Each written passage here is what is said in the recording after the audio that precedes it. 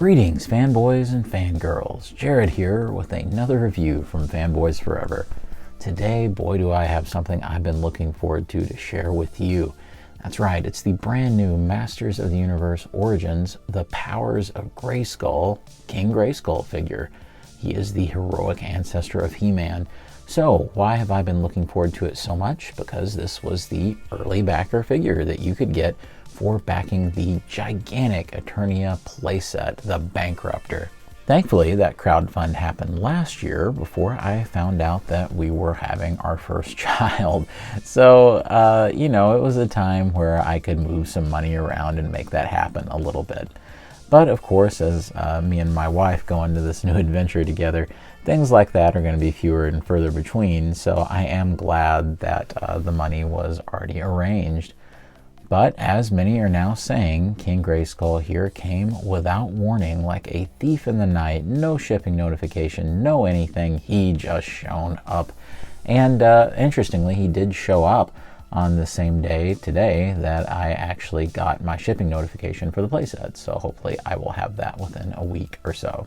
Well, I can't wait to review this guy. And before we begin, just make sure that if you haven't yet, that you subscribed. And if you like the video, that really does help us out. So with all that out of the way, let's begin. So looking at the shipping box, I am delighted that they're using the old Powers of Grayskull artwork. If you're not familiar with the Powers of Grayskull, it was the canceled line that almost happened that was supposed to be a follow-up for Masters of the Universe. This was supposed to come out in the last part of 1987 and kind of go through 88 as an extension of the brand. It was to focus on the secret history of He-Man and his ancestor Hero. Of course, many years later, created the character of King Grayskull, which was more or less a way for them to get out their original prototype version of He-Man that they had designed for 2000X before it was rejected by test groups that wanted a more anime influence. You can see that on the back, we also have this really nice pencil drawing of King Grayskull himself. Now, this is not the 2000X version of King Grayskull, where he was pretty much depicted as just a larger, beefier He-Man with long hair. Instead, this is the King Grayskull that was originated in the Masters of the Universe Revelation series, and where he is portrayed as a black man with long dreadlocks. And it's, again, another great shipping box from Mattel. So, let's open it up. And there he is, King Grayskull. You know, I've always been fascinated by the idea of this character, and I absolutely loved him just as soon as he was introduced in the 2000X series, and I really do like the revisionist take that we see now that's in the Netflix animated universe. I really do think that it keeps all the things that I like about King Grayskull, but it makes him a little different so that he isn't just some kind of bigger He-Man. I like for my characters to be unique and to have visual identities of their own, and I just really like the changes that were made. So I think that this is a great way to represent this character. Also, I really love the replication of the original Powers of Grayskull packaging, and I've always been fascinated by this packaging, always loved looking at the abandoned card art, and it's been beautifully replicated here. He is noted as the heroic ancestor of He-Man. On the back, we can see a fully realized and colored version of that pencil sketch that we looked at earlier. Before we actually open this guy up, there is something we need to discuss. And that's the question of, were they really going to send this guy out to everybody who ordered Eternia, even the people who didn't order it early enough? Because that was something that they said they would do if the playset reached the 10,000 backer threshold. Unfortunately, it lacked a few hundred backers of doing that, which I was really surprised by. I definitely thought it would surpass that in that final week, but it didn't. And I don't think they ended up going ahead and making that happen. Chances are there's probably some legal jargon that would maybe prohibit them from doing that. You never know, people are crazy. There could have been a group of people who would have tried to have done some kind of silly class action lawsuit or something and say, well, it's not exclusive anymore, and you said that you wouldn't give it to, people are nuts. I'm all for people having as much as they can get, and I certainly don't care if whatever I have isn't as rare anymore. Also interesting is the idea that this ships separately from the playset. Some people are getting the Eternia playset first. Other people, like me, are getting King Grayskull first. I personally would much rather get King Grayskull first because it feels more like an appetizer, you know, for the main course, this giant playset. And then by the time you have the playset, you're ready to pose King Grayskull in there and have him rule over it. So I kind of like this a lot more, actually. And what's cool is you can see the Eternia Tower back there. This kind of gets us back to the notion of this being an exclusive figure, and it irritated a lot of people, and I completely understand that, especially folks that don't have the room for a giant playset, and I scarcely do. You know, it's just one of those things. I'm sure that they'll find some other way to make King Grayskull available. I'm not sure in what form or what kinds of changes will be made, but you know, there is also the Masterverse version that's in the 7-inch scale, which we'll be comparing this guy to. So it's not like there doesn't already exist a perfectly serviceable version of this character. Besides, I do think anybody willing to plop down the $650 or so that it took to get the Eternia playset, they deserved a little something, especially the people who were willing to back it in good faith right away. And look, you know, you can lecture me all you want in the comments about that, but I sure am glad I got something for it. So sorry, not sorry. All right, let's go ahead and open this guy up. Now, here's the great part. They did the thing that I wish they would always do. They have it with the plastic backing where you can just pull the card out. What I like about that is I get to have a really nice look at the gorgeous Powers of Grayskull card back artwork. What's really interesting to me about it is that it's like all this techno stuff that's on the skull back here. I have no idea what that was supposed to mean or why they did it like that at that time. I don't know, but it's really cool and I love it. And we can get a better look at the artwork back there of King Grayskull. Now, unfortunately, some people, myself included, we were hoping this would like fold out and have like, you know, a story or something on it, kind of like CamoCon did, but no such luck. It's just the card. And here he is, that Titan of Power King Grayskull.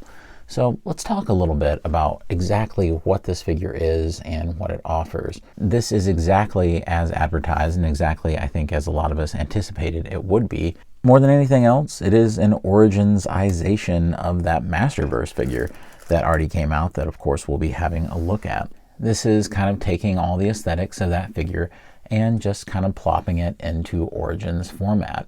But if you think it's a simple head reuse and all of that, well, you're mistaken, and we'll get into exactly what we mean by that. This has been fully reconceptualized as an Origins figure, and we'll talk more about what that means. Looking at the figure, there's a few things that I like just right off the bat. I think one of them is the superlative head sculpt that they have going.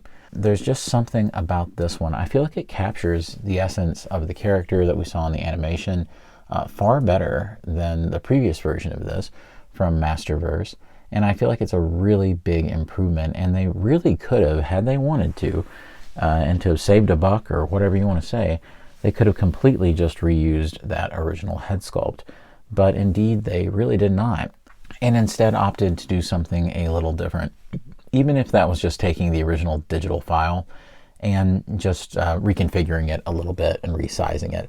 Whatever they did really made a big difference. I think the other thing that I like, of course, is the addition of soft goods, something we don't always get in this line, but when we do, I think it works really well. You can see that we have kind of the fur back there, and we have the soft goods cape with all of the really cool indentions and things made at the bottom. Having a look at the back of the figure, you can see that there's this really cool braid going down for the rest of his hair, and a really nice Masters of the Universe 2000X He-Man logo back there that kind of keeps the hair together, whatever you call that thing. I can't think of the name of it, but it's really cool. You can readjust some of the fur, but it's a lot harder to do than the Masterverse version, where I feel like you had some more give. I really like it when the fur is further up. I feel like it already looks quite a bit better. If it's not like this and it's not setting on the shoulders, that it just gets lost in the background, and you really want that fur to be prominent there, because I think that's a big part of the character model. The other thing that is really notable besides the head sculpt, and by the way, excellent eye application right there, you can see that it's not even a little off, like it's dead on, and I'm very relieved, because I thought, oh great, you know, this is a blind buy on this thing and they're just going to send you whatever. But nope, it looks terrific. The other thing that I really like is the chest harness there. It is indicative of that 2000X He-Man style, and of course what we saw He-Man wear during that series as well. However, if you're thinking it's a reuse of what we had before with the Masterverse chest harness, that's incorrect. This is its own thing completely.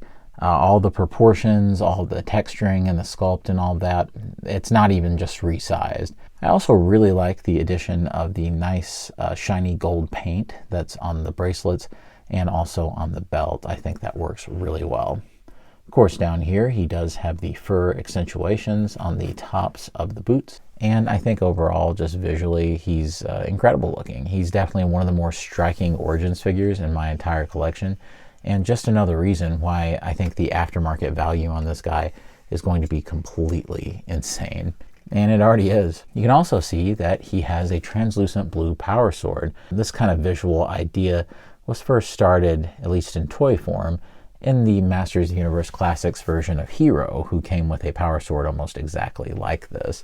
So it's interesting that they continue that, pure energy version of the power sword. Functionally, one difference between this and the Masterverse version is on the cape there is no wiring. So it is just completely, left. So it's a little harder to pose. However, I honestly like this more. I think that when you add wiring on this stuff in a smaller scale, it just ends up looking bad because you have the big seam over here where they had to sew in the wire. I would much rather just have it like this. Besides, as you can see, as I've toyed around with it throughout the review, you can do some pretty cool things with it. And of course, if you've been posing figures as long as I have, and I'm sure as long as a lot of the people watching this have, you know all the tricks already about how to get the cape to do things and how to get it, like bunch it in different ways and pose one of the arms around to kind of pin it in. If I had any amount of time, see, it's really easy just to work with it. And I like how thin it is. When you get this stuff too thick, it looks awful. So I'm really glad that it turned out the way it did, and I think it looks great. They do have these ends taped down in the package, so just be aware of that. But I kind of like that it's sort of curling up and all of this, because it looks like it's more flowy. It looks a lot more dynamic this way. So I think that's a really great addition. Of course, in terms of articulation, we've seen it a million times before. You can see that with the head, you get plenty of range right there. I'm sure you can turn it all the way. It's just that I would mess up the fur up here. So chances are you're going to be a little more conservative about how you pose that head.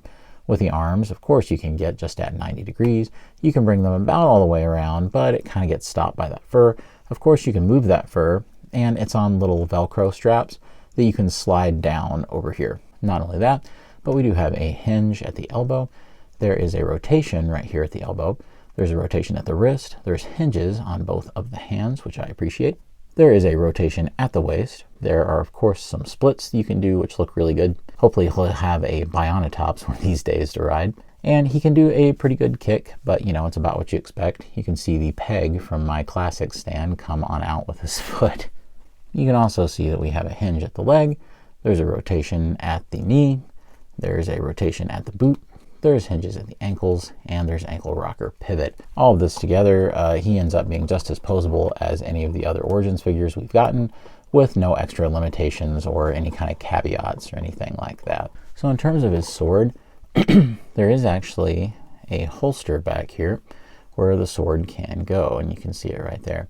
Now, sadly, you would almost need like a slit in the cape to store it properly. But even without the slit, you can kind of just put it in right there, and you can put the cape over it, but yeah, that's not really going to work. So I don't really think this holster is very functional. So it's just one of those things. It's there, but I don't imagine you'll get any use out of it unless you remove the cape. And if you want to, of course, it's very simple to remove the cape. There's just Velcro straps right here, and you just unstrap those. And of course you have a capeless King Grayskull, but hey, why would you remove it? He loses a lot of his personality without it, so I would just keep it on, and I'm going to. You can also see how simple it is to remove this vest, and it just comes unlatched right there. Of course, this is just as modular as any of the Masters Origins figures before it, which of course means things like that you can swap out the waists and the chests and all of that. with any other Masters figures you have. The one thing I'll say is that I feel like that the waist comes apart just a tad too easy. It's not exactly a huge problem, but whenever I'm trying to pose them around, it's not uncommon for this thing to just come apart completely, but it's not been a deal breaker. All right, let's definitely do a comparison with the old King Grayskull from Masterverse. And here they are side by side, with the most noticeable difference being in scale. Of course, in Masterverse, this guy is just about, at that 7-inch mark, a little bit bigger, I guess, because he is an especially big figure. And of course, we have it compared to more of your 5.5-inch Origins figure. Definitely, I think these are going for two very, very different things. The head sculpts, believe it or not, are not the same. Although you are able to take this King Grayskull figure and take the head and put it on Origins bodies, that's not what they did here. You can see they did a completely different interpretation that's really meant to, I think, evoke more of the style of the original Masters figures to where it wouldn't look so out of place and have less of that 2000X grit so that it would pass as an 80s figure. You can also see that even though the capes are made of fairly similar material, this has that integrated wire in it, which is great in some ways, but poor in others because of that seam that they have to include. Of course, like I said, the chest harness are very different, and this guy includes this really cool shield, which is a shame that this guy didn't. Of course, you're very easily able to take the shield and donate it to your Origins Grayskull if you prefer. Other than that, they're very comparable. I do think it's a fun idea to take them and change out the heads. I know what I immediately wanted to do was to take the new Origins head and put it on the Masterverse body. And I have to say, I really wish this is how this figure originally came. It improves it dramatically and makes him look so much more proportional. Probably the only criticism I could have leveled at that original release of this figure was that he always looked kind of pinheaded to me. So this fixes that completely, and to me, it's a much better head sculpt. Too bad they didn't include an extra one of these head sculpts in there, right? So what about going the opposite way? Well, if you put that head here on the Origins body, then you get something I think that looks a little less retro and more like, a more legitimate representation of the animation. So I could totally see a lot of people taking the heads and just switching them around and calling it a day. I don't think that would be a problem at all. I do think that maybe, there's ever so slightly a difference in skin tone that shows up way more on camera than it does in person, with the face being a little lighter than the body here and this face being a little darker than the body here. But I think overall this would be a fine thing to do. And this does end up reminding me of the proportions and the look of the original Classics King Grayskull. Which, speaking of, here is the release they did later after the San Diego version. After I sold it, I eventually got the standard release because I've always liked the red cape more than the brown. And with this newly proportioned head, it definitely puts me more in the mind of Classics proportions than the Masterverse proportions. So I think that they're pretty comparable to each other once you do that. And here they are, Eternia's victorious dead, hanging out in Preternia, having the time of their afterlife. And in the middle, King Grayskull. Well, friends, I guess that ought to do it for my review of the Mattel Creations early backer exclusive King Grayskull figure. Now, I do realize that this is one of those ultimate FOMO kind of figures where the fear of missing out is really, really intense, which of course caused me and a lot of other people to back a lot earlier than we would have. Now, needless to say, an exclusive figure, especially one for as important a character as King Grayskull, is a terrific way to encourage people to back early, especially for something as mind-numbingly expensive as the Eternia playset. However, I can honestly say that I think he turned out beautifully. Now, there's nothing particularly impressive about this figure compared to others aside from the soft goods elements of the figure, but at the same time, everything is just so good that he's about as solid as a rock. All of the production quality and paint, especially the eye application, the brand new head sculpt, and the way that all of these elements were reinterpreted for an Origins version of this character really came together in a very satisfying way. Do I wish he had included things like his shield or maybe something else to have plussed him up a little bit more? Of course. But the whole purpose of this figure was to be an early backer exclusive, and a bonus for those who are willing to back the insanely expensive Eternia playset. So of course, now it's time for you to gauge just how impressive this figure is in your estimation, especially for those who are going to be looking into the secondary market to grab this guy. There's definitely a lot of questions you'll have to ask yourself about if you're willing to pay $100 or more for an Origins figure. I know that for me, it is essential that I have King Grayskull, but then again, you may feel a much stronger attachment to the 2000X version of this guy, and maybe the newer version isn't for you for whatever reason. At least I hope it's for the right reasons. But I really do enjoy this reinterpretation of King Grayskull, so this was always a figure I was going to have. But he ends up just being the cherry on top of the ice cream sundae that was already the Eternia playset for me. So the stars really did align. However, like I said, the good old free market is really going to determine what kinds of prices that we'll see on this guy in the future. Also, either the absence or presence of a re-release of some sort for this character in the Origins line will definitely tell the tale for what the long-term value of this guy really looks like. I know that for me, he's an essential part of my collection, and I've always been a huge fan of this particular character. So he will stay firmly in my collection no matter what happens to that secondary market price. Either way, I certainly hope that you've gotten some sort of enjoyment or at least some information out of this review today. If you did, I would really appreciate the like as always, and of course to subscribe to the channel. With my family growing and all sorts of things happening in my life, I appreciate it more than ever when you do those steps that helps the channel grow and keep it healthy. But of course, make sure that you're subscribed so that you can check out my review of the massive Eternia playset. I'm already starting to see some early pictures from some folks who have gotten it, and oh my gosh, it's definitely a beast. So be on the lookout in the next week or so for that particular video. And until then, God bless you and yours, and I'll see you on Fanboys Forever. Fanboy out. I especially love seeing all these great fallen warriors together, just hanging. Yeah.